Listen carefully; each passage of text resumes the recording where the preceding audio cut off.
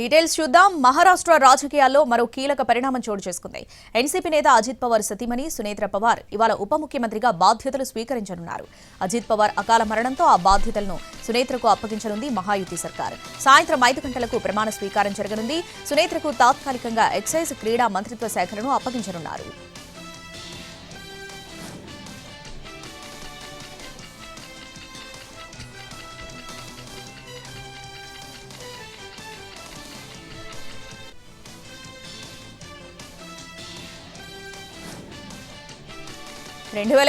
డిసెంబర్లో వచ్చిన group 1 notification కు సంబంధించి ఫలితాలు విడుదల చేసింది. ఏపీపీఎస్సీ ఎంపికైన అభ్యర్థుల వివరాలు ప్రకటించింది. మొత్తం 89 ఉద్యోగాల భర్తీకి 2023లో నోటిఫికేషన్ జారీ చేశారు. అందులో 87 ఉద్యోగాల నియామకాలకు తుది ఫలితాలు విడుదల చేసింది. ఏపీపీఎస్సీ న్యాయస్థానం ఆదేశాలతో స్పోర్ట్స్ కోటా పోస్టులు రెండింటి ఫలితాలు నిలుపుదల చేశారు. ఏపీపీఎస్సీ వెబ్సైట్లో ఫలితాలను అందుబాటులో ఉంచారు.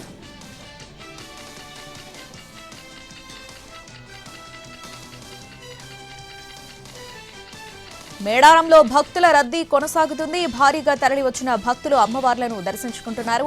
హైదరాబాద్లో British deputy high commissioner Gareth Owen, political economic adviser Nalini Raghuraman అమ్మవార్లను దర్శించుకున్నారు. కేసీఆర్ కు మరోసారి సిట్ నోటీస్ ఇచ్చింది. నందినగర్లోని ఇంటి గోడకు నోటీసులు అతికించారు సిట్ అధికారులు. ఆదివారం మధ్యాహ్నం 3 గంటలకు విచారణకు సిద్ధంగా ఉండాలన్నారు సిట్ అధికారులు. ఎర్రవల్లి ఫామ్ హౌస్ లో విచారణకు అంగీకరించలేదు. విచారణలో కొన్ని ఎలక్ట్రానిక్ రికార్డులు ఉండటంతో ఎర్రవల్లికి తరలించడం ఇబ్బందని చెబుతున్నారు సిట్ అధికారులు. తాను మున్సిపల్ ఎన్నికల్లో బిజీగా ఉన్నానని, విచారణకు హాజరయ్యేందుకు సమయం కావాలని కోరారు. ఎర్రవల్లి ఫామ్ హౌసే తన నివాసమని, అక్కడే విచారించాలన్నారు కేసీఆర్. భవిష్యత్తులో ఇచ్చే నోటీసులు సైతం ఎర్రవల్లి ఫామ్ హౌస్ లోనే ఇవ్వాలని సూచించారు. సిట్ మాత్రం నందినగర్ నివాసంలో విచారణకు సిద్ధంగా ఉండాలని సూచించింది.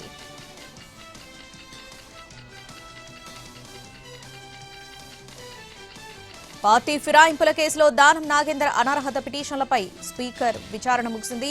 మున్సిపల్ ఎన్నికల కారణంగా విచారణ వాయిదా వేయాలని బీజేపీ కోరింది. బీజేపీ విజ్ఞప్తిని అంగీకరించారు స్పీకర్. ఫిబ్రవరి 18న విచారణకు రావాలని BRS MLA Kaushik Reddy, BJLP నేత మహేశ్వర్ రెడ్డికి తెలిపారు.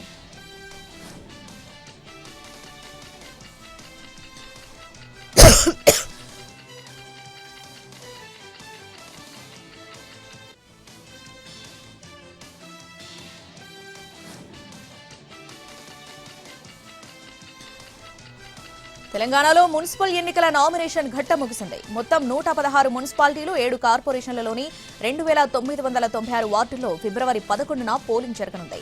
చివరి రోజు కావడంతో అభ్యర్థులు నామినేషన్లు దాఖలుకు భారీగా తరలివచ్చారు. దీంతో నామినేషన్ దాఖలు కోసం ఏర్పాటు చేసిన కౌంటర్లు క్యాండిడేట్లతో కిటకిటలాడాయి.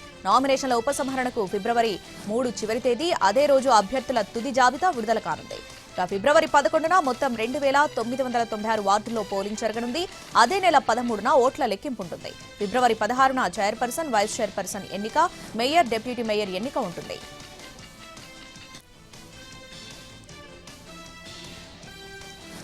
ఫోన్ ట్యాపింగ్ కేసులో నోటీసులు ఇవ్వడం తప్ప ఇంకేమీ ఉండదన్నారు తెలంగాణ బీజేపీ అధ్యక్షుడు రామచంద్రరావు. నోటుకు ఓటు కేసులో నన్ను నువ్వు రక్షించావు, ఇప్పుడు నేను నిన్ను రక్షిస్తాను అంటూ సీఎం రేవంత్, కేసీఆర్ లోపాయికారి ఒప్పందంతో ముందుకెళ్తున్నారని ఆరోపించారు.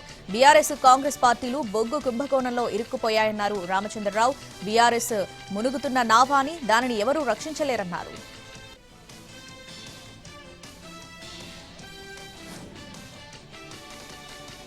పోలవరం నల్లమల సాగర్ ప్రాజెక్టును అజెండాలో పెట్టొద్దని స్పష్టం చేసింది తెలంగాణ. ఢిల్లీలో సీడబ్ల్యూసీ చైర్మన్ అధ్యక్షతన సమావేశం జరిగింది. 2 రాష్ట్రాల నుంచి ఇరిగేషన్ శాఖ అధికారులు హాజరయ్యారు. దాదాపు 2 గంటల పాటు అజెండాలో ఏ అంశాలు పెట్టాలన్న దానిపై చర్చించారు. 12 అంశాలు చర్చించాలని తెలంగాణ ప్రతిపాదించింది. పోలవరం నల్లమల సాగర్ ప్రాజెక్టును అజెండాలో పెట్టొద్దని తేల్చి చెప్పింది.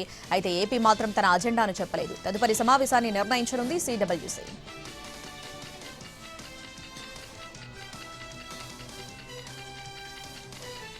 వనపర్తి జిల్లా కొత్తకోట బీసీ కళాశాల బాలికల వసతి గృహంలో ఫుడ్ పాయిజన్ కలకలం రేపింది. 30 మంది విద్యార్థినులు అస్వస్థతకు గురయ్యారు. రాత్రి భోజనం తర్వాత విద్యార్థినులు వాంతులు, విరోచనాలతో బాధపడ్డారు. హుటాహుటిన అంబులెన్స్ లో కొత్తకోట ప్రభుత్వ ఆసుపత్రికి తరలించి ప్రథమ చికిత్స అందించి అక్కడి నుంచి వనపర్తి ప్రభుత్వ ఏరియా ఆసుపత్రికి తీసుకెళ్లారు. ప్రస్తుతం విద్యార్థినుల ఆరోగ్య పరిస్థితి నిలకడగా ఉన్నట్లు డీఎంహెచ్ఓ వెల్లడించారు.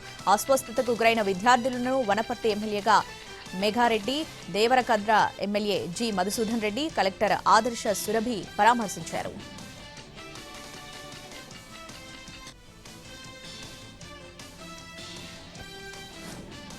సికింద్రాబాద్ మహంకాళి పోలీస్ స్టేషన్ పరిధి కలాసిగూడ వద్ద ఓ భవనంలో అగ్ని ప్రమాదం సంభవించింది. పాత భవనంలో గ్రౌండ్ ఫ్లోర్ లో ఉన్న గది నుంచి షార్ట్ సర్క్యూట్ మూలంగా మంటలు చెలరేగడంతో స్థానికులు భయాందోళనకు గురయ్యారు. వెంటనే అగ్నిమాపక సిబ్బందికి సమాచారం అందించడంతో ఘటనా స్థలానికి చేరుకున్న అగ్నిమాపక సిబ్బంది మంటలను అదుపులోకి తీసుకొచ్చారు. పోలీసులు అగ్నిమాపక సిబ్బంది సంయుక్తంగా అగ్ని ప్రమాద ఘటన స్థలిలో చర్యలు చేపట్టారు. ఈ ప్రమాదంలో గదిలో ఉన్న వస్తువులు దగ్ధమయ్యాయి. అగ్ని ప్రమాద ఘటనలో ఎవరికీ ప్రాణహాని జరగకపోవడంతో అందరూ ఊపిరి పీల్చుకున్నారు. షార్ట్ సర్క్యూట్ మూలంగానే అగ్ని ప్రమాదం సంభవించి ఉండవచ్చని పోలీసులు అగ్నిమాపక సిబ్బంది భావిస్తున్నారు.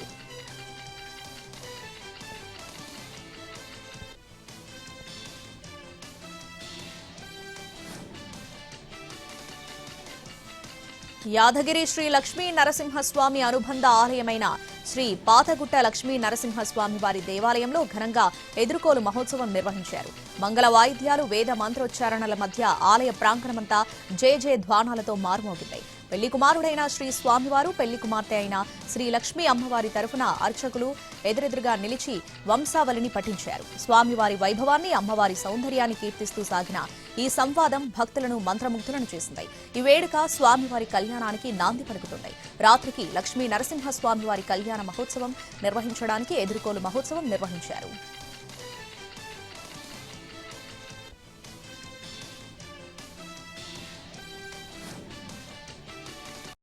తిరుమల లడ్డూ ప్రసాదంలో జంతువుల నెయ్యి కలవలేదని ల్యాబ్ రిపోర్టులతో తేలిందన్నారు సజ్జల రామకృష్ణారెడ్డి. వైసీపీ హయాంలో లడ్డూ ప్రసాదం కల్తీ జరిగిందని రాజకీయ దురుద్దేశంతోనే చంద్రబాబు ఆరోపణలు చేశారన్నారు.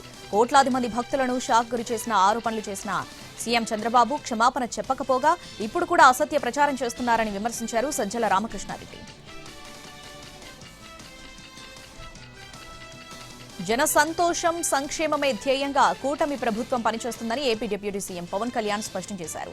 విధి నిర్వహణలో అలసత్వం, నిర్లక్ష్యాన్ని సహించబోమని, లక్ష్యాలు సాధించడంలో విఫలమైతే కఠిన చర్యలు తీసుకుంటామని హెచ్చరించారు. కూటమి ప్రభుత్వ నిబద్ధత, పారదర్శకతతో ముందుకు వెళ్తుందని తెలిపారు. అధికారులు చిత్తశుద్ది, జవాబుదారీతనంతో విధులు నిర్వర్తించాలని సూచించారు. ప్రజలకు మంచి చేయాలన్న తపనతో ప్రతి అడుగు వేస్తున్నామని అన్నారు. గత ప్రభుత్వం పంచాయతీరాజ్ శాఖను నిర్వీర్యం చేసి వేల కోట్ల ప్రజాధనాన్ని దుర్వినియోగం చేసిందని ఆరోపించారు. జల్ జీవన్ మిషన్ కింద 4,000 కోట్ల నిధులు దుర్వినియోగం అయ్యాయని, ఒక్క ఇంటికి సరైన నీటి సరఫరా జరగలేదని విమర్శించారు. విశాఖ కలెక్టరేట్లో ఉత్తరాంధ్ర జిల్లాలకు చెందిన పంచాయతీరాజ్, గ్రామీణ అభివృద్ధి, గ్రామీణ నీటి సరఫరా, ఇంజనీరింగ్ శాఖల అధికారులతో సమావేశం నిర్వహించారు పవన్ కళ్యాణ్. కూటమి మధ్య చిచ్చుపెట్టి విభేదాలు సృష్టించి లబ్ధి పొందాలని వైసీపీ చూస్తుందన్నారు మంత్రి లోకేష్. మరో 3 సార్లు 3 పార్టీలు కలిసి పోటీ చేస్తాయన్నారు. కూటమి గెలుపు కోసం కలిసికట్టుగా పనిచేస్తామన్నారు. చంద్రబాబు చుట్టూ కోటరి లేదని, పార్టీకి అలక అనే జబ్బు ఉందన్నారు.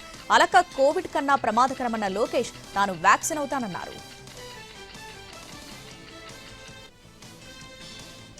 గందరగోళం మధ్య గీతం యూనివర్సిటీ భూముల క్రమబద్దీకరణకు జీవీఎంసీ కౌన్సిల్ ఆమోదం తెలిపింది.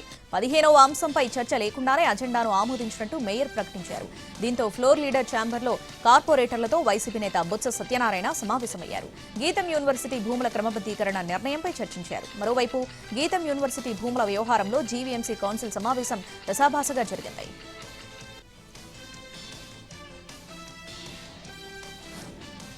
కాకినాడ జిల్లా పిఠాపురం నియోజకవర్గంలో జనసేన గ్రామ, వార్డు, పట్టణ, మండల అధ్యక్షుల ఎన్నికల ప్రక్రియ నిర్వహించారు. రామ్ తాల్లూరి పర్యవేక్షణలో పిఠాపురం, గొల్లప్రోలు మండలాలకు ఎన్నికలు పూర్తి చేశారు. అయితే కొత్తపల్లి మండలానికి సంబంధించిన ఓటర్ల జాబితాలో పలు అభ్యంతరాల కారణంగా తాత్కాలికంగా నిలిపివేశారు. అయితే ఎన్నిక తక్షణమే జరపాలని అక్షయ వర్గం ఆందోళనకు దిగింది. దీంతో చేబ్రోలులో జనసేన ఆఫీస్ దగ్గర ఉద్రిక్త పరిస్థితి నెలకొంది. రంగంలోకి దిగిన పోలీసులు పరిస్థితిని అదుపు చేశారు.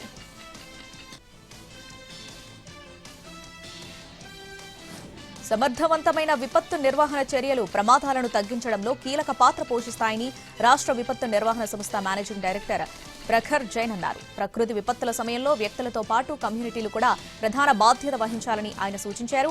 రాష్ట్రంలో ప్రాణ, ఆస్తి నష్టాన్ని కనిష్ట స్థాయికి తగ్గించడమే లక్ష్యంగా ఈ ఏడాది చివరికల్లా గణనీయమైన ఫలితాలు సాధిస్తామని తెలిపారు. విజయవాడ బందర్ రోడ్డులోని డీవీ మేనర్ హోటల్లో రాష్ట్ర విపత్తు రిస్క్ తగ్గింపు కోసం రిస్క్ కమ్యూనికేషన్, కమ్యూనిటీ ఎంగేజ్మెంట్ పై వర్క్షాప్ జరిగింది. వివిధ శాఖల సూచనలను సమీకరించి ఒక కోర్ గ్రూప్ ను ఏర్పాటు చేస్తామని తెలిపారు.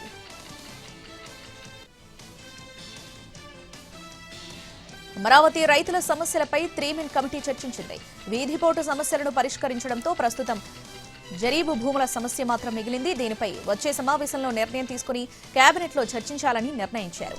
ఇక గ్రామ కంఠాల సమస్య పరిష్కారానికి 60 రోజుల సమయం పట్టనుంది. ముఖ్యంగా సిఆర్డీఏ గ్రీవియన్స్ లో వస్తున్న సమస్యలపై చర్చించింది 3 కమిటీ. వాటి పరిష్కారంపై ఫోకస్ పెట్టింది. తూర్పుగోదావరి జిల్లా Kadiyam sub registrar Eppili Lakshmi ACB అధికారులకు రెడ్ హ్యాండెడ్ గా చిక్కారు.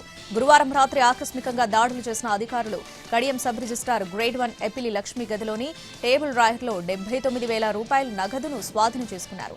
ఈమె ఒకే రోజు ఒకే డాక్యుమెంట్ రైటర్తో 35 డాక్యుమెంట్స్ రిజిస్ట్రేషన్ చేయించినట్లు ఏసీబీ అధికారులు గుర్తించారు. డాక్యుమెంట్ రైటర్స్ వద్ద 1,80,000 రూపాయలు పట్టుకున్నారు. కడియం సబ్ రిజిస్ట్రార్ కార్యాలయంలో పెద్ద ఎత్తున అవకతవకలు జరిగాయనే ఆరోపణలు వెల్లువెత్తడంతో ఏసీబీ అధికారులు ఆకస్మికంగా ఈ దాడులు నిర్వహించారు.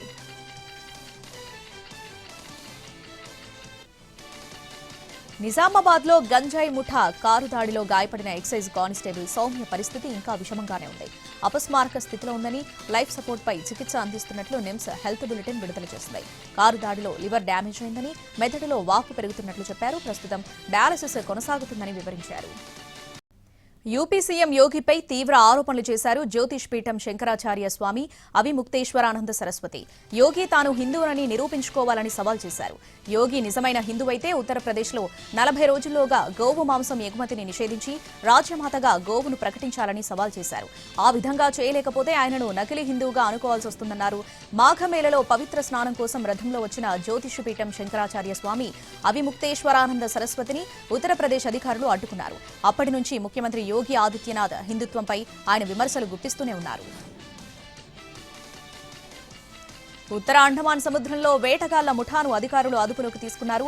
జనవరి 29న నార్కొండం ద్వీపం సమీపంలో ఐసీజీఎస్ రాజ్శ్రీ డైవింగ్ పరికరాలతో కూడిన డింగీలో ఉన్న 9 మంది వేటగాళ్లను అరెస్ట్ చేశారు.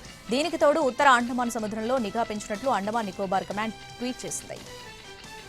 Bengaluru KP Agrahara police station inspector Govindaraju builder నుంచి 4 లక్షలు లంచం తీసుకుంటూ లోకాయుక్త పోలీసులకు రెడ్ హ్యాండెడ్ గా చిక్కాడు.